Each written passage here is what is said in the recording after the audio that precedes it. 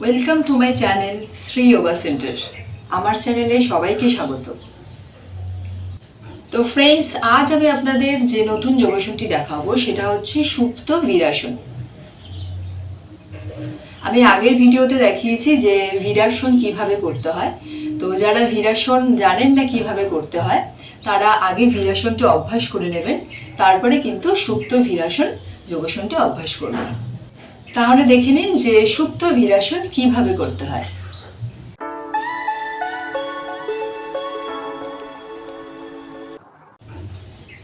Same একইভাবে সুপ্ত বীরাসন করার সময় প্রথমে আপনাদের বজ্রাসনে বসতে হবে, এই ভঙ্গিতে। এবার কি করতে হবে, আস্তে আস্তে আস্তে আস্তে হাত দুটো এইভাবে পাশাপাশি এরকম রাখবেন এবং বডিটাকে পিছনে বেন্ড করে দেবেন। এর কিন্তু কিছু সতর্কতা আছে, তো ভিডিওটি পুরোটা দেখুন। আমি শেষে এর সতর্কতা এবং সাবধানতা নিয়ে আলোচনা করব, তো সেইগুলো জেনে নিয়ে তারপরে কিন্তু আপনারা এই যোগাসনটি অভ্যাস করবেন। তো এইভাবে দুটো হাত পাশে রেখে পিছনের অংশটা আমাদের আস্তে আস্তে আস্তে আস্তে বেন্ড করে এইভাবে এই পজিশনে এক সরল রেখায় নিয়ে আসতে হবে। পা দুটো কিন্তু এরকম থাকবে, বেন্ড থাকবে, ঠিক আছে? এই অবস্থায় পা দুটো থাকবে এবং হাত দুটো আপনারা চাইলে মাটিতেও রাখতে পারেন বা থাইয়ের ওপর এইভাবেও রাখতে পারেন, ঠিক আছে? এই অবস্থায় আপনারা 30 থেকে 40 সেকেন্ড হোল্ড করবেন। শ্বাস প্রশ্বাস কিন্তু স্বাভাবিক থাকবে।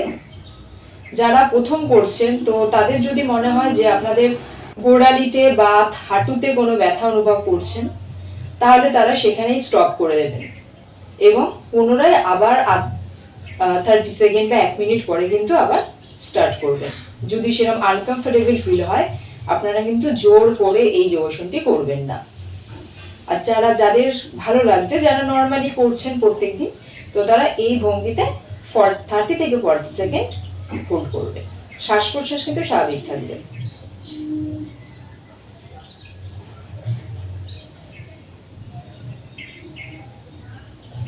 তারপর আস্তে আস্তে আস্তে আস্তে আপনারা আগের পজিশনে ফিরে আসবেন। তো ফ্রেন্ডস, আপনারা তাহলে দেখলেন যে সুপ্ত বীরাসন কিভাবে করতে হয় এবং এটি কতক্ষণ সময় ধরে করবেন। 30 থেকে 40 সেকেন্ড বা 40 সেকেন্ড থেকে আপনারা 1 মিনিট পর্যন্তও করতে পারেন। যারা বিগিনার তারা কিন্তু একটু, যদি আপনাদের আনকমফোর্টেবল ফিল হয় তো সেক্ষেত্রে কিন্তু আপনারা 20 থেকে 40 সেকেন্ড হোল্ড করেও করতে পারেন এবং 2 থেকে 3 বার এই যোগাসনটি অভ্যাস করবেন। এবার আমি আলোচনা করব যে এই যোগাসনের কি কি উপকারিতা আছে। প্রথমত হচ্ছে এই যোগাসনটি আমাদের পা, হাঁটু এবং থাইয়ের মাংসপেশিকে শক্তিশালী করে এবং নমনীয়তা বাড়ায়। এছাড়াও এই যোগাসনটি আমাদের পায়ের এবং হাঁটুর ব্যথা ও কোমর এবং পিঠের ব্যথা কমাতেও কিন্তু সাহায্য করে।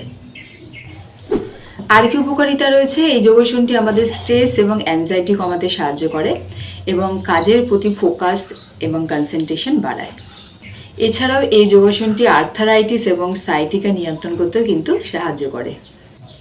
আর কি উপকারিতা রয়েছে, যাদের হাই ব্লাড প্রেশার বা উচ্চ রক্তচাপ আছে তাদের জন্য খুব ভালো। এটি হাই ব্লাড প্রেশার বা উচ্চ রক্তচাপ নিয়ন্ত্রণ করতে কিন্তু এই যোগাসনটি সাহায্য করে।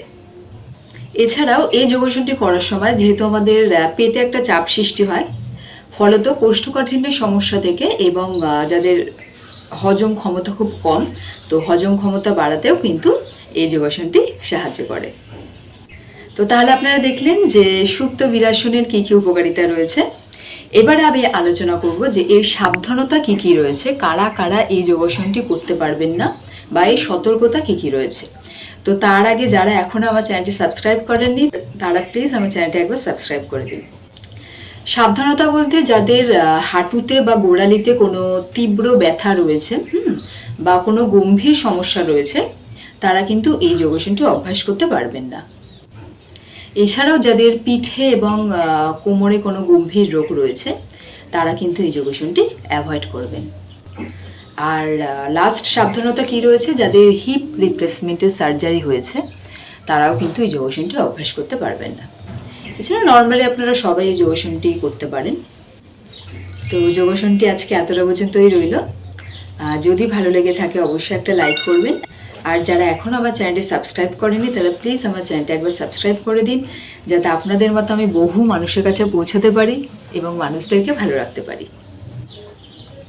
তো যোগাসন করুন নিয়মিত। যারা যোগাসন করেন তারা তো জানেনই যে এর কত উপকারিতা আছে আমাদের শরীর এবং মনের জন্য। আর যারা এখনও শুরু করেননি, ভাবছেন যে যোগাসন শুরু করব, তো সময় নষ্ট না করে বা দেরি না করে আপনারা নিয়মিত যোগাসন অভ্যাস করুন। তার পাশাপাশি কিন্তু যে প্রাণায়ামগুলো আমি দেখাই বা আমার চ্যানেলে যেগুলো রয়েছে বা আপনারা যেগুলো দেখেন, তার পাশাপাশি কিন্তু সেই প্রাণায়ামগুলোও করবেন। তাতে কি হয়, আমাদের যে মানসিক দিক থেকে অনেকেই আমরা উইক থাকি, দুর্বল থাকি, তো সেই দিক থেকে কিন্তু আমাদের অনেকটাই হেল্প করবে, অনেকটাই স্ট্রং করবে সেই দুর্বলতা কাটাতে।